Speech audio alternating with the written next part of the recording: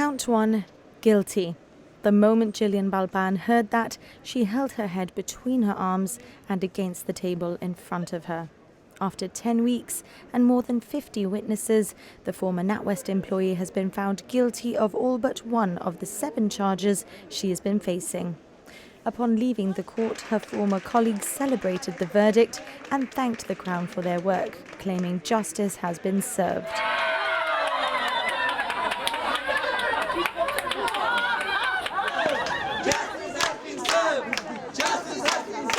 Any comment on the verdict? We never make comments. We'll avoid doing so at this stage also. No, not at this time. Thank you. 9 jurors, 8 women and 1 man took the decision after 5 hours of deliberation. Balban is responsible for covering up a £2 million hole in the bank's cash reserves and accumulating IOU slips between 2011 and 2017. She joined the bank in 1989 and was made redundant in 2017. It was only after she left that a total loss of £2.7 million eventually came to light. She's been found guilty of 2 counts of false accounting. In 2011, she falsely reflected £1.45 million was paid into and out of the bank's cash reserves. This is the start of the hole in the bank's cash reserves that eventually grew to £2 million. The bank had a retention policy of 6 to 7 years, so it hasn't been possible to see where that gap actually originated. Although the former senior manager is responsible for moving funds around to cover up that gap in the bank's cash reserves, it has never been shown how the money actually left the bank. Gillian Balban has also been found guilty of falsely accounting for £1 million in 2012. She's also received a guilty verdict for 3 counts of fraud by abuse of position.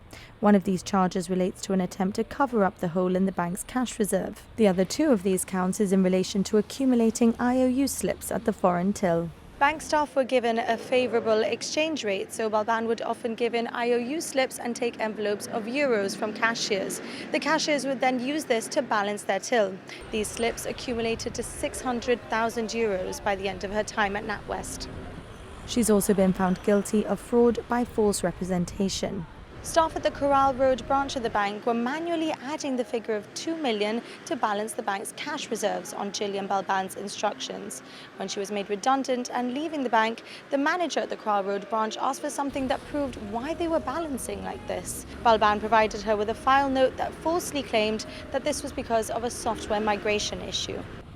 Balban was found not guilty of 1 charge of fraud by abuse of position, relating to allegedly pocketing cheques that should have been passed on to the bank. The bank's practices at the time this occurred have been called into question during the trial. Natwest has today issued a statement. It says no customer funds were lost or ever put at risk as a result, but that it has introduced enhanced staff training, improved processes and tightened controls to ensure this cannot happen again. Tension was building in and out of the courtroom for weeks.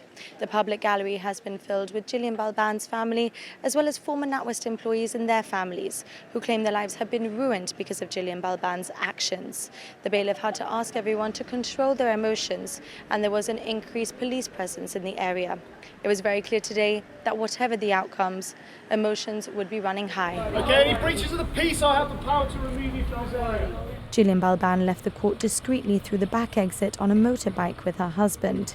She's been released on bail in the sum of £10,000 in her own recognizance and has surrendered her travel documents.